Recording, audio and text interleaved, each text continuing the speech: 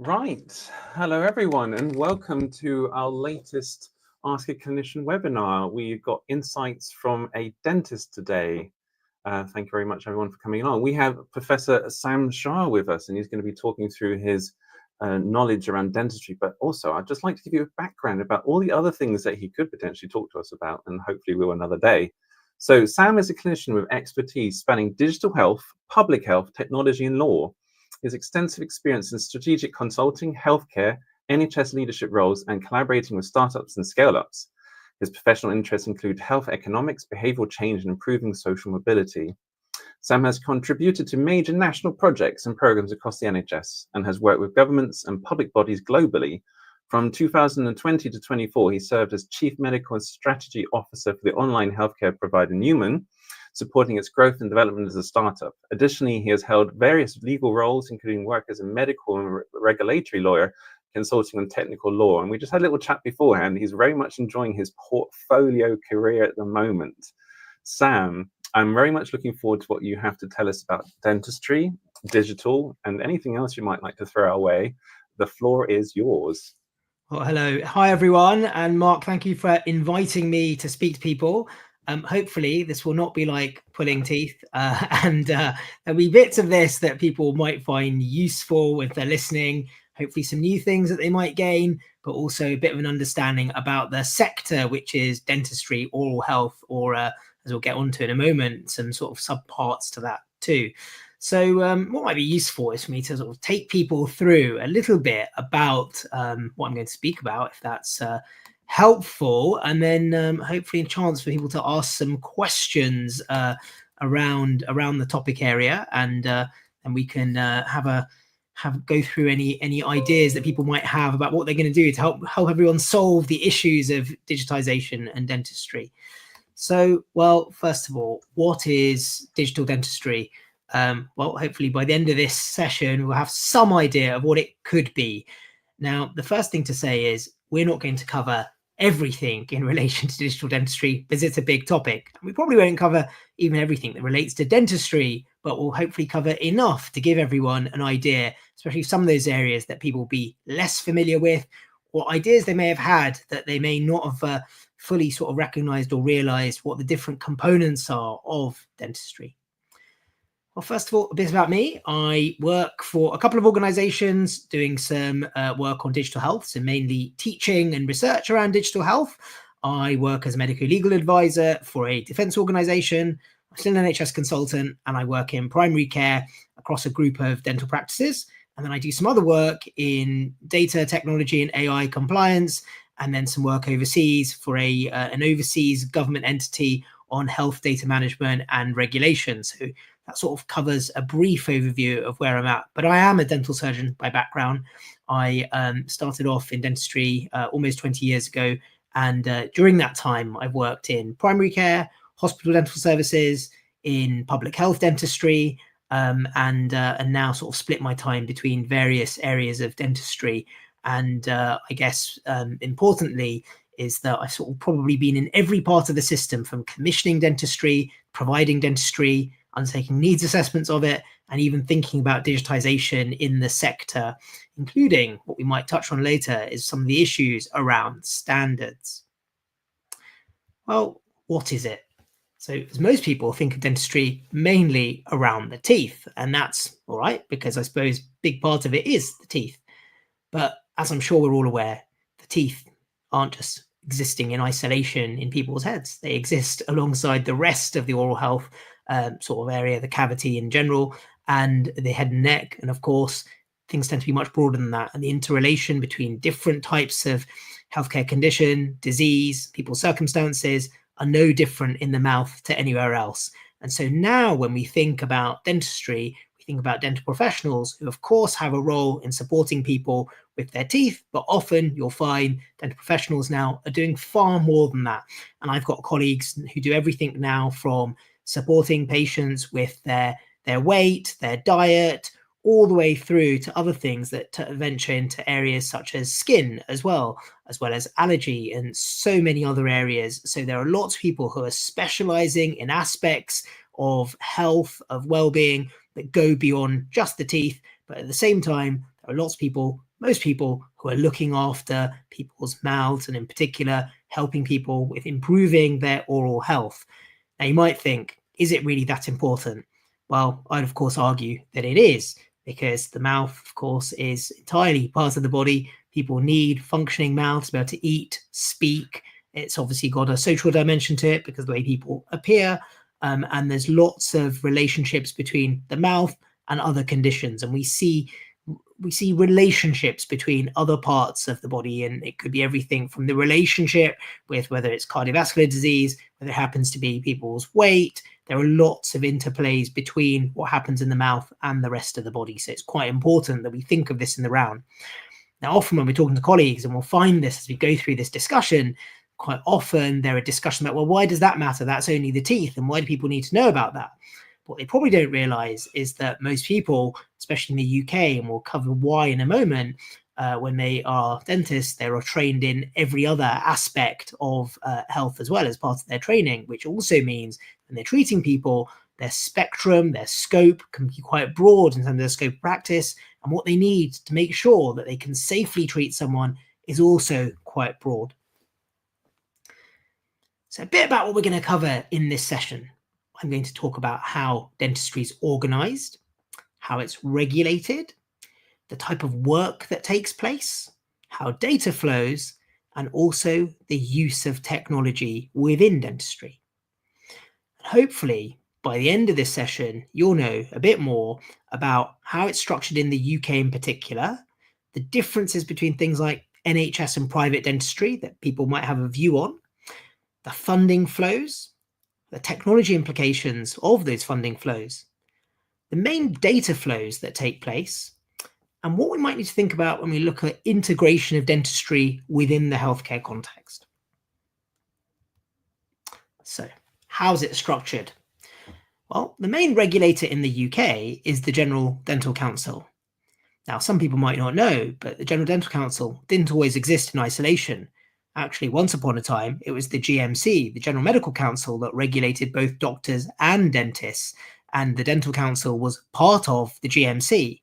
And in fact, not really until that long ago. It's only really been about 70 years that dentistry was hived off and was regulated separately to medicine. And even up until very recently, there was reciprocation between the GMC and the GDC. In fact, there was a requirement that there were doctors on the council of the GDC until not too long ago. And you'll find when we look at the regulation of dentistry, it almost mirrors the regulation of medicine, all the way down to the rules and procedures are pretty much identical between the two councils.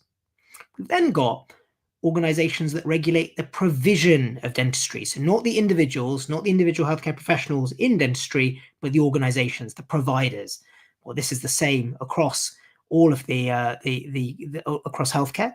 So dentistry is regulated in pretty much the same way as the rest of healthcare. So if a regulated activity takes place in England, it'll be the Care Quality Commission, and similarly in the devolved nations, the corresponding regulators will be responsible for the oversight of the providers of dentistry. So RQIB in Northern Ireland, and similarly Care Quality Commission, of course, in England, are the main regulators. And that really doesn't matter where that provision takes place, those regulators still have effect. Then we've got the quasi-regulator, the NHS itself. And I say quasi-regulator because the NHS has regulations that cover, of course, the NHS, but it specifically has regulations that cover dentistry. Now, why this matters in a technology data context, it matters because those same provisions that relate to data flows in the NHS automatically will apply to those services commissioned by the NHS that are bound by the NHS regulations, and that's particularly the case in England. Now, the way NHS dentistry is organised in all four nations is slightly different, and that's happened because health has devolved, and over time we have different types of provision of dentistry in the four nations and different regulations that cover those things. I'll touch on that in a moment. We've of course got the MHRA, and in the same role that it has across the entirety of healthcare, it still has within dentistry as well. So the drugs, the medical devices, the advertising, who can prescribe, is all governed by regulations that are managed by the MHRA, and that applies just as equally to dentistry as well. There are, of course, other regulators involved as well. In dentistry, we often use a lot of radiation. So there's the regulator for radiation effectively. So the HSC is, of course, HSE is, of course, involved as well. And that has an oversight role when it comes to radiation safety and the registration of ionizing radiation equipment. And that's interesting because, of course, there's lots of data that flows from imaging equipment, and we'll come on to the flows that we need to think about when we deal with imaging equipment. Then there's, where is dentistry provided? So most people will be familiar with NHS dentistry. Now, in all 4 nations, this is slightly different, but let's start off with the different areas of dentistry. Most people will look at dentistry and will think of high street dentistry or primary care dentistry or out of hospital dentistry, but that's not the only place it takes place. There's hospital dentistry, which is where specialists will be providing dental services. And in the same way as we have specialists in medicine, we have specialists in dentistry, and both regulators have specialist lists that came out pretty much at the same time. And we'll have services such as specialist pediatric dentistry, so pedodontics, orthodontics, there's oral medicine, oral microbiology, oral pathology, oral and maxillofacial radiology. There are other specialties like dental public health, and there are some other specialties like restorative dentistry, which we split into endodontics, periodontics, and prosthodontics, and then things like oral surgery that we're more familiar with, perhaps. So they're the specialties, and they classically will be in a specialist setting or quite often in the NHS in a hospital setting. There's also community dentistry. So if you imagine the community arms of what were PCTs or previous primary care organizations or community health services, they often had a dental component to them. Now, in today's world, some of those will exist as part of bigger trusts in England. They might be part of health boards in the devolved nations. They'll exist in all sorts of ways. And they'll do a range of things. They'll provide domiciliary dentistry, so people going into people's homes to provide dentistry, especially if they're in care homes or they're very infirm. They might be providing special care dentistry. So these are patients that have lots of comorbidities and will often need further assistance. They might be people with things like dementia. They might be patients that have lots of special needs. They might be people with learning difficulties. And these will be often looked after through special care dentistry. Often community dental services will even deliver things like pediatric dentistry, and that might be along with another unit or it might be on its own. And they might do things like provide dentistry under sedation in many cases, or go into hospitals and provide the clinical component where the hospital might be providing the general anesthesia for some components of dentistry. So that happens. Then there's what happens in most of general dental practice. Now, up until a few years ago, general practice actually had 2 meanings. It was defined as general medical practice and general dental practice. The GMC recently went through a change and decided to protect the title general practice and reserved it for general medical practice. So we now think of general dental practice as being the term, but you'll still find some older practitioners refer to themselves as general practitioners in dentistry because that's still technically what they are. And they will exist in 2 forms. They'll exist mainly in the NHS, but also in private dentistry. We have urgent care that takes place both during the daytime and in the out of hours period. It's very similar to the rest of medicine. And we have things like prison dentistry, which exist in pretty much the same way as anything else. And these are often providing short courses of treatment to those people that might be in an incarcerated setting, whether in remand or in custody or anything else. Then we've got military and defense dental services. So these exist as part of the defense health services. So you have them pretty much organized in exactly the same way as defense medical services.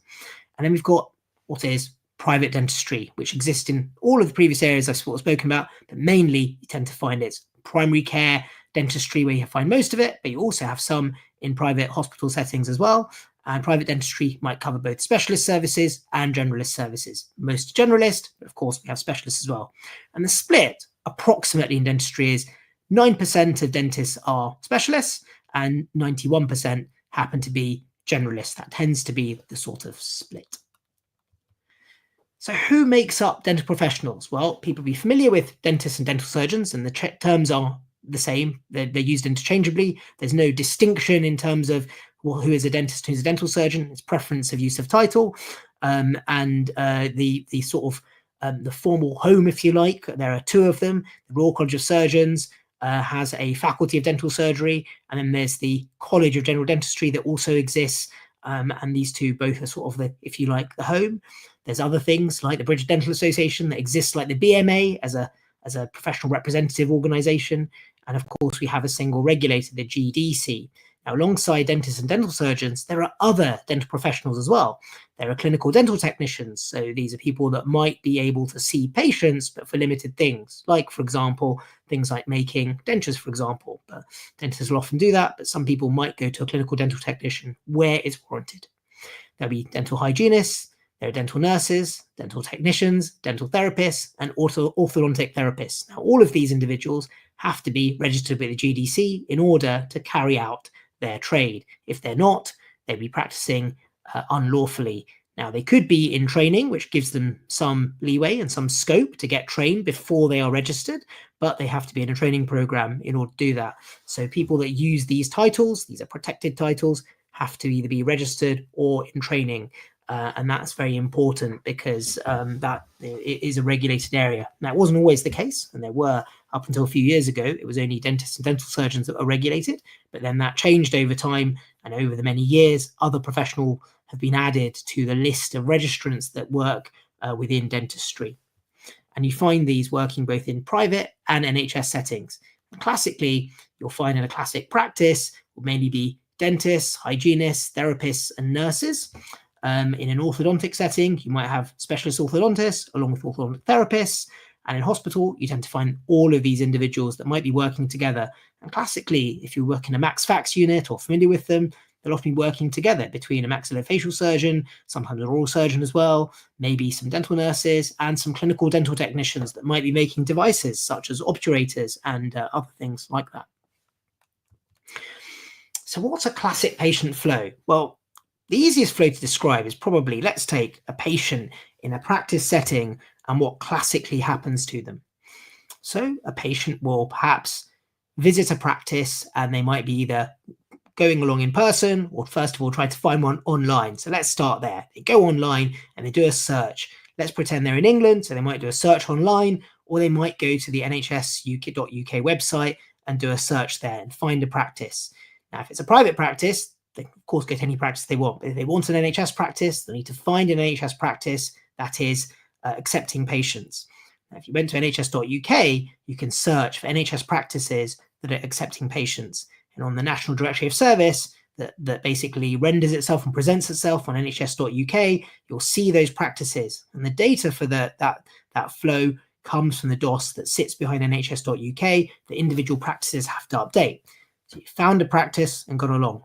Now, there isn't any online booking through the nhs.uk website, so that at this point, somebody will probably phone the practice, go to their website, try and send an email. Some practices might have some sort of online booking flow, but very few have ones that work for the NHS because of the complexity, which we'll come on to in a moment. But they'll contact the practice, make an appointment.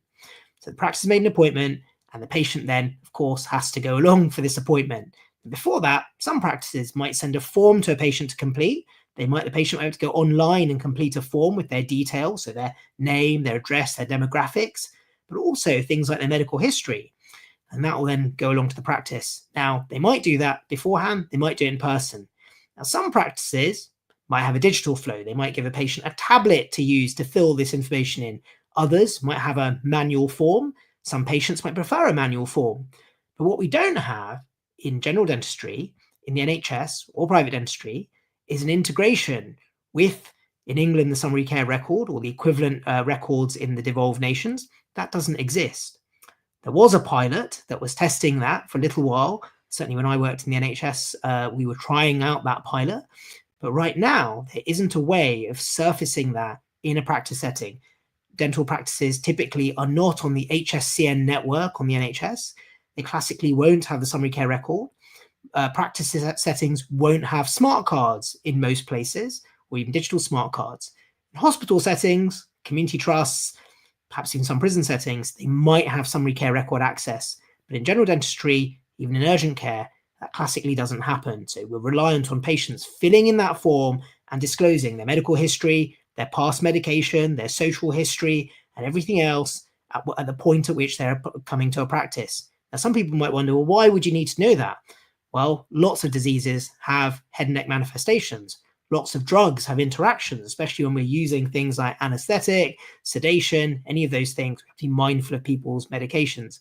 And some medications, of course, will result in certain conditions manifesting in the mouth, swellings of the gums, those sorts of things. So it's important to know what someone's taking. It's also important to know because you might then discover what condition they're suffering from, which might change our treatment plan.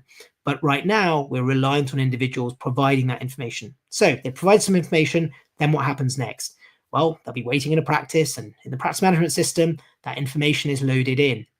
They'll then go in and see someone in a surgery, and someone will examine their mouth. There will be a team, a dentist supported by a dental nurse, and they'll have an examination which will often involve examining the outer area of the head and neck, then of course looking inside the mouth, examining each of the tooth surfaces, the general soft tissues, looking in and around the mouth, and of course then taking things like images, photographs of the teeth, of the face, also taking diagnostic images like radiographs that are often used, and that might be either a full panaural or it might be individual what we call periapicals or bite wings that are taken, which are smaller images that you might be familiar with, and those are taken. And these days, most practices are digital. There are still some that probably use plain films that have to then be processed. And I certainly remember my first practice, we had to process those using all of those chemicals you can imagine, which exist sort of in a darkroom type setting. But these days, most practices will be using DICOM compliant imaging that they'll have in that practice setting. So that's been done, that's been finished now. And then there's a discussion with the patient around what it has been identified, any recommendations, a treatment plan in the normal way, and of course then what follows in terms of any appointments that are needed to actually carry out that treatment. Some of those patients might have to have some immediate sort of treatment. That might be some cleaning, that might be some scaling, that might be referral to a hygienist or someone else in the team to carry on and continue doing some other things. Other patients might receive some advice, and then of course they might then come back. But some patients might need specialist care, and at this point they might be referred to somebody else for that care. And of course at this point there needs to be a referral. Now in most cases that referral will be either a form of some kind, classically a Word document that is then completed and sent via email. In some places there might be access to a portal. If it's a private service they might have their own portal. But if it's the NHS it gets even more complicated, because in England NHS ERS was never designed for dentistry. It was never created for this purpose, and it's sort of been shoved in on the side, and it doesn't really work in a dental setting very well. There are some third-party systems that were designed for dentistry, but they weren't commissioned in every part of the country, so it's quite variable as to where they exist. And the flows don't work in the same way as in the rest of medicine, because the flow might be back into a primary care setting. So for example, in my own practices, we have general dental services, we have urgent care services, but we also provide oral surgery services. So the referrals are staying outside of a hospital setting, and both the receiving end and the sending end are not set up properly for an ERS workflow. So this becomes problematic. That other setting won't have access to the radiographs that are being taken in my practice. I'd have to either send them manually by email or by post or by printing them, or I'd have to give them on some sort of disc or device to the patient who'd have to take them, which is not very satisfactory. And often what we find is patients get radiated multiple times because those images don't go with them. And if you imagine something like dentistry is carrying out a lot of radiation, a lot of ionizing radiation taking place, which is not good for the individual, not good for the environment. And that takes place both in the primary care setting and in the hospital setting. So all of that's happened, the patient's being seen, and at the end of it, we might have a discharge summary that might come back from the specialist setting to the practice, or it might not, but there isn't an integration for this. So that's a classic flow that we tend to see, and that's just one flow of many. There are urgent care flows, there are flows for out of hours, there are emergency flows, there are flows for specialist services, and I won't be able to cover all of those today, but you get the general picture. So what are the sorts of data that are collected? Well, I covered these just now, but we have the medical history, which we spoke about, and where that goes. And at the moment, it's not in a coded form. That medical history is not SNOMED CT coded. It's not necessarily in any other coded form, because it exists in sort of host dental systems that were never designed for those coding, that type of coding. Now, some of them will be coded to a certain extent, but not in the same way we'd find in the rest of healthcare. The social history exists, and that will be entered in. It would be far better if we could import it in from somewhere else. There will be clinical information from the dental head and neck examination. There'll be those diagnostic images and scans. There might be some prescribing information. Now, e-prescribing doesn't exist in dentistry. It exists in private dentistry to a little extent, but it doesn't exist in NHS dentistry. And the only reason it doesn't exist is because the NHS prescribing regulations were not varied to include general dental practitioners. They were varied to include general medical practitioners, but not general dental practitioners. So when an FP10, so that's a prescription in England, is filled in, that can only be filled in on paper at the moment for dentistry, and it's a paper prescription, and it creates an entire paper train from the practice through to the pharmacy that starts to raise tokens in the old way. So EPS doesn't exist. I mentioned referrals, and ERS, electronic referrals, doesn't really exist for dentistry. You have to use either third-party platforms or email. And one of the flows that really annoys me is in London, where I have to make referrals for my practice to Guy's and Thomas's, and they use a survey. A survey form is used not for survey purposes, like you'd fill in, but actually used to make a referral. And is this compliant? Is it safe? Does it comply with DCB 01290160? Absolutely not. Is it used? Sadly it is, even by a trust as big as Guy's and St Thomas's. So what are classic systems? Well, we've got some practice management systems that are used, and there are two main dominant suppliers, so not dissimilar to general medical practice, and that is both often the practice management system and the EHR. There are some smaller players, but most of these are on-prem solutions. So if you went to any of my practices, you'll find servers locally that are housing this. There are a few SaaS products that work over on cloud systems, but not very many of them. There are some third-party referral systems that integrate to a certain extent. Most of them are web-based. There are a few email integrations if I'm sending things like reminders to patients and receiving things, but those email systems are often separate.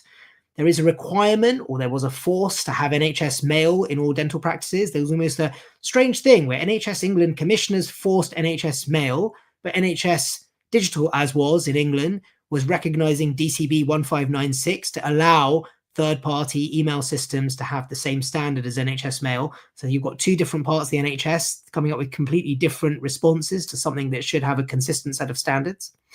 There are some prescribing systems, but they're used for private practice, not for general NHS dental practice. In hospital, of course, there are prescribing systems, but they are confined to hospital settings. There's lots of diagnostic imaging that takes place, and you're using third-party systems for those images. So whether it's the classic ones you'll know from people like Kodak, Siemens, others, and then they'll be loaded up into those EHR systems in the practices, but the images stay there. There are some patient-facing portals, not many, but they are isolated to the dental setting, classically to an individual practice. And there are lots of back-office systems, things like HR systems, compliance systems, quality systems, all of those. And some practices use them, some practices don't, and they vary across the sector. What are the main integrations? Well, I mentioned some of those already, but I'll touch on a few that I haven't mentioned. NHS BSA, so all primary care activity that takes place on a general dental services contract or similar in primary care has to send data continuously to the NHS Business Services Authority. So similar to pharmacy and prescribing data, the same thing happens in dentistry. It gets sent to the BSA, and that's important because dental practices are paid on the basis of the activity that is sent to them. Now, this is slightly different to general medical practice, where their data goes to a different part of the system, to PCC, and that goes through Capita. And in general dentistry, it goes through the BSA. There's other sort of integrations in some places with urgent care, with 111 inbound messages that are coming in. And I've mentioned a bit about e-prescribing, e-referral already. But the other thing that would be helpful is access to child protection information systems and safeguarding systems that were piloted that did work. But NHS England stopped those pilots a few years ago, and they were never rolled out across the system. So why do some of the challenges exist? Well, first of all, the funding model. General dental services in the NHS are not funded for technology. They're just funded for service provision. So unlike GP SOC, there isn't an equivalent for dentistry.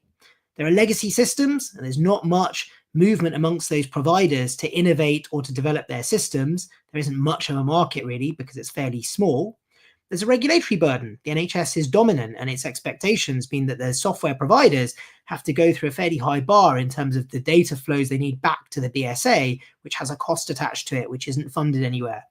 There's misalignment of incentives. If we look at the structure of dentistry, most dental associates that work in practice are self-employed individuals. They're operating as businesses within businesses, which is the model that exists in dentistry, which means there isn't that much of an incentive to really change those systems, because the inefficiency isn't really felt by the practice. It might be felt by the individual associate, but they aren't really the owner of the practice. So there's a misalignment there.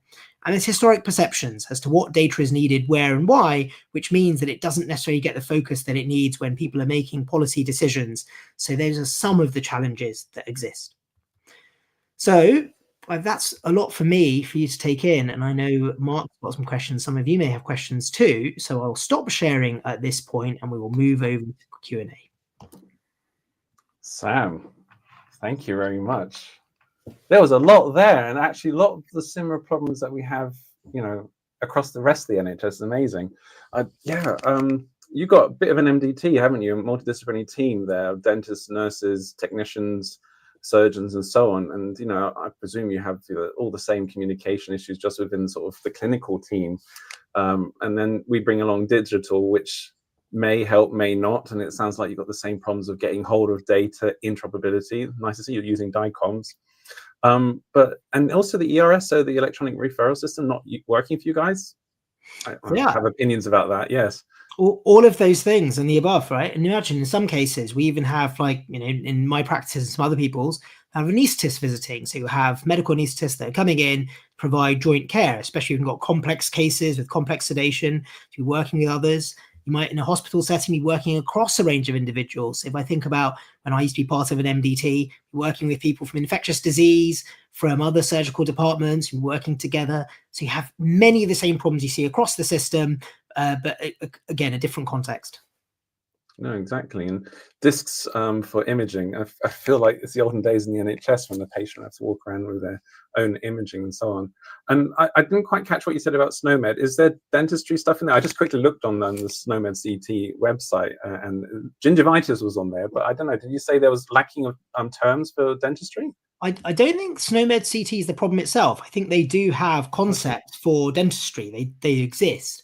The big problem is that there's no real requirement to use it, and the cost of implementation would be high. It would require a change in workflow, and that's going to be problematic, because if you imagine people's efficiencies, their flows, their ways of working, their cognitive load is all sort of designed around how they operate now. And so if we were to implement SNOMED, one, who's going to pay for it? That's the first problem, because the suppliers won't want to pay for it. The NHS isn't going to pay for it, which then means practices have to pay for it. But practices don't really want to pay for it. I mean, why would they? Because they're not going to, no one's paying them for it. And then the cost will have to be passed on to the patient. And that is problematic. So whilst it exists, it would be really difficult to bring it in overnight. And I think it needs some design work around the needs of the users in the clinical setting, the dental team, how they would use it. And I also now wonder, with different types of ambient AI that's starting to be used in practices, whether there's a nice sort of jump that could take place where there's an interface that would effectively then code for that without having to change the underlying systems in the same way. Yeah, and I had a question about AI. So now you brought it up, I'd like to jump ahead to it. So, I mean, it's sort of the closing question, but I think appropriate to bring up now. So I wanted to get your thoughts on AI. It's the sexy thing at the moment across the globe, actually. It's fixing everything, isn't it? But I'm worried about the snake oil that a lot of it has there with some of the systems out there. But I wanted to sort of get your thoughts on how AI, from what you've seen, is actually helping across dentistry. So it is used in some ways, actually. Now, I sort of probably gave dentistry a bad rep with technology here, but there are some areas where technology is being used, and there are two in particular. One is with CT. So there is computer tomography that is being used in practices. And in my own, we have head and neck CT that takes place. And alongside that, in some settings, there is some component of AI that is being used.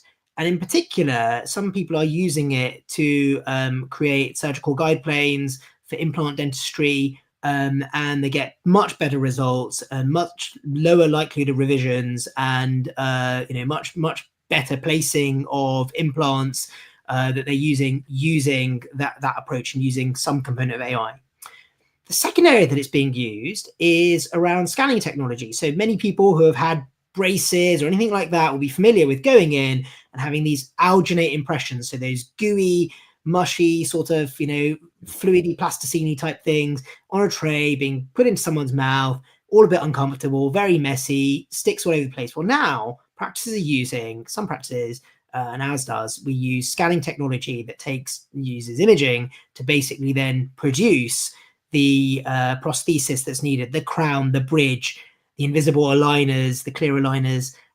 So the orthodontics is done using this technology. And so that's another use case for AI that is being used. And that's mainly being used in private dentistry because, of course, the NHS doesn't fund these things. So there are two areas where it is being used. But there are so many other use cases. So, for example, we take imaging in the rest of healthcare. We've seen how AI sort of drove an entire industry around radiology. But we probably take more images, radiographic images in dentistry than any other part of healthcare. If you think any one dentist probably taking 20 images at least a day, and you amplify that across the sort of, thousands of dentists working across the system, you've got a lot of images that are being taken. So could there be some component of AI that is used there?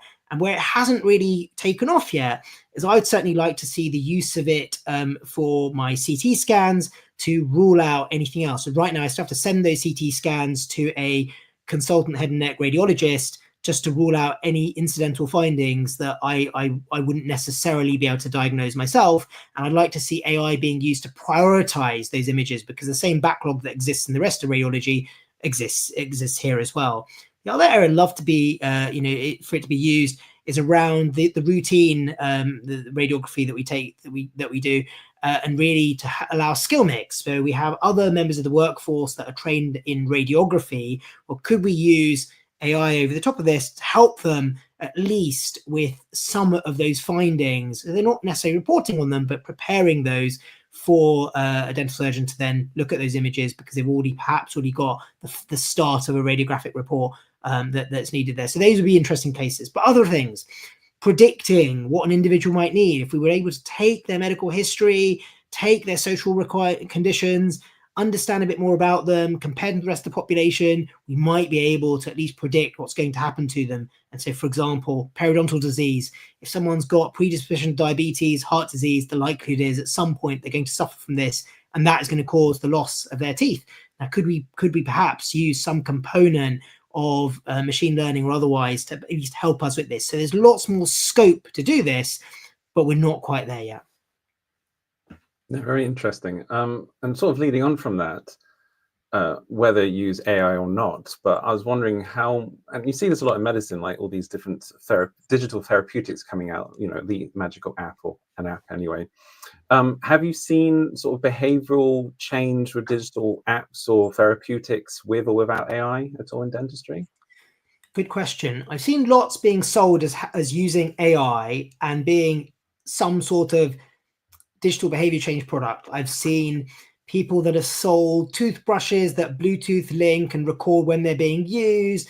I've seen brushes being used that have got various sensors potentially in them. I don't know how effective they are. I've seen devices that might help prompt people to do things relating to smoking cessation as well. So there have been some. How effective they are, jury's still out.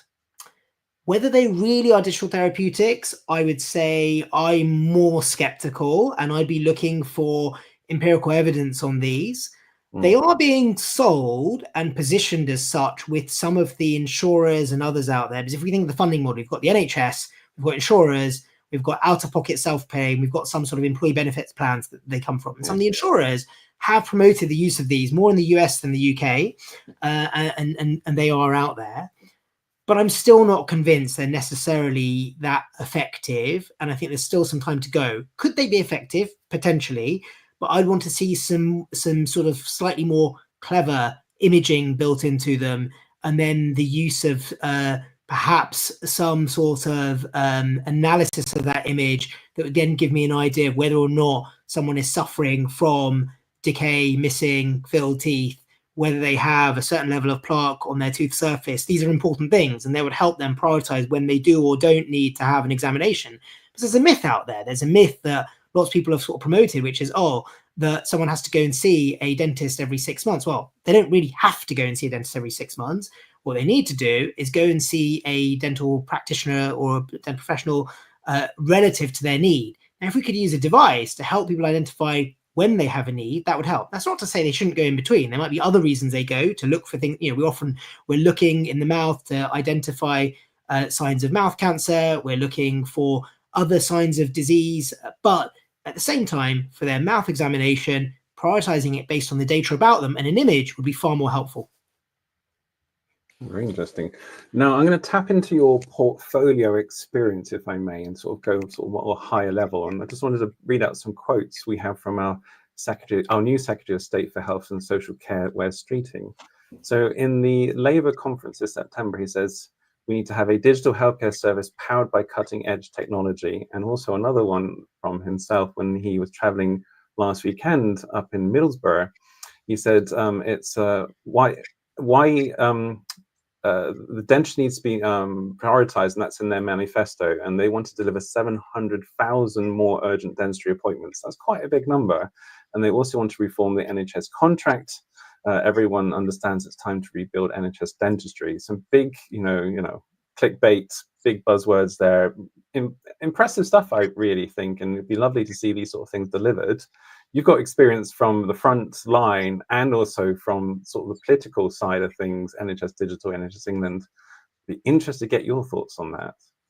Well, let's start off with the contract piece. Look, this contract was introduced, the current contract for NHS dentistry was introduced in 2006. In England and Wales, there are the old version of the contract still exists in Scotland and Northern Ireland. And in all four nations, it is a complete disaster.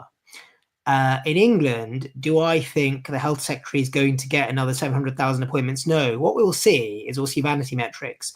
We will see massaging of numbers to get to the number, not really whether or not this adds value or improves people's health or reduces inequalities. And from my point of view, as a public health practitioner and a consultant and specialist in dental public health, do I think 700,000 appointments is going to change anything? No, I don't. And this is why I don't. We've got no real way of delivering them. There isn't the workforce in the NHS that's available to deliver them. We don't have the funding model for the practices to deliver them, and nor are they being created in a way that's relative or proportionate to need. It's just a number of a set of processes. It doesn't mean that the individuals that really need this are going to get it. And I see this every day. If I look at my urgent care settings and out of hours, right now, because of the way the triage, so bearing in mind the disjointed nature of the entire health system, which is no different here. So I'll give you the flow. Someone phones 111 and they get screened for something. Now, when I used to be responsible for 111, it was 9% of all calls to 111 back then were for dentistry. It was the highest single reason that anyone called 111 was for their teeth. And it probably isn't that far off as at today. Now, right now, that gets screened. Then in London, it goes through to another service that then does another sort of triage of a triage. Now, triage and triage, how's this safe? Is there any clinical safety around this? No. And then those individuals sort of get told, no, you can wait. And that's based on a perception of their clinical need. It ignores their emotional need. It ignores the practical need of the individuals. And they get told to wait. And of course, these individuals then don't present because this is the moment they wanted to present. On the other side, we have the other side of the problem, which are the practices that have been commissioned to provide this urgent care aren't getting enough patients. They're not viable because the processes in between they have no control over are not sending enough patients through. So you've got an issue here. They're not seeing enough patients, and therefore they're not paid enough because they're paid by the activity. That's how dentistry works. So unlike medicine, where it's based on capitation, in dentistry, it's based on activity. There isn't a capitation component to it. And so we have a mismatch. So if we look at what's already happening, we know the urgent care slots across the country are going empty because of the broken form of triage that's taking place. It's disjointed. And so do I think the 700,000 appointments are going to be delivered? No way are they going to be delivered. And I'd have no idea who is advising the Secretary of State on this stuff. But it can't be anyone that has any sense of how primary care dentistry actually operates. No, fantastic. Well, not fantastic. You're breaking up a bit there. I don't know if it's my end or your end. Now, this is probably going to be my last question, but I thought I'm going to tap into your other experiences, and we've been talking about this before, how you're sort of an international man of expertise, shall we say. And I'd really like to get your opinion on sort of dentistry or just clinical medicine, comparing the UK and what you've seen abroad in your experience. How are we doing? How we're not doing well? How we're doing well? And anything in between. Do you know, it's really interesting. I think medicine in general, healthcare in general in the UK is clearly amazing, right? It is amazing. And however much we find it difficult, it is fantastic that we're very evidence-based, we're very evidence-led, we have infrastructure, but we also have legacy. Other parts of the world may have less infrastructure. They might still have legacy, but less infrastructure. They might be less guidelines driven. And we've got a dichotomy here. The UK has become very guidelines driven, sometimes to the point where people stop thinking about using their clinical skill set because they're so used to being computer driven. So computer says no is a thing. Whereas in other parts of the world, because they've got less embedded guidelines, less standards in place, you tend to find there's more creativity around that. So whilst the UK's greater innovation, our adoption of those ideas gets stifled a little bit, either because we're so protocolized and so guidelines driven, or the funding model is so attached to the existing guidelines, we're less likely to basically build on innovation and adopt. In other parts of the world where there's still more latitude for this, you tend to find the adoption of that innovation is much greater. There's much more application of creativity in relative terms. And if I take some of the parts of the world that I've worked in, whether it's in the Middle East or elsewhere, because there's less infrastructure, but there's still legacy, and there's a greater willingness to try things and more funding, you tend to find that the rate of adoption is much faster. That doesn't mean it's necessarily better, but it is faster. And there's much more willingness to try and learn. It's not done in an unsafe way. Still, the safety standards are still fairly similar, but there's much more willingness to try things, I tend to find. Okay, so good and bad here and compared to abroad. Yeah. Okay, Sam, thank you so much for your time. It's been very educational. I've learned a lot and lots of interesting bits as well. I just want to say thank you for everyone that joined us. We will have more of these Ask a Clinician webinars, but Sam, thank you so much, and let's talk again later. Thank you, and everyone who's watching is very welcome to connect and ask further questions they want to, but thank you for having me. It's been an absolute pleasure. Thank you so much. Bye for now, everyone.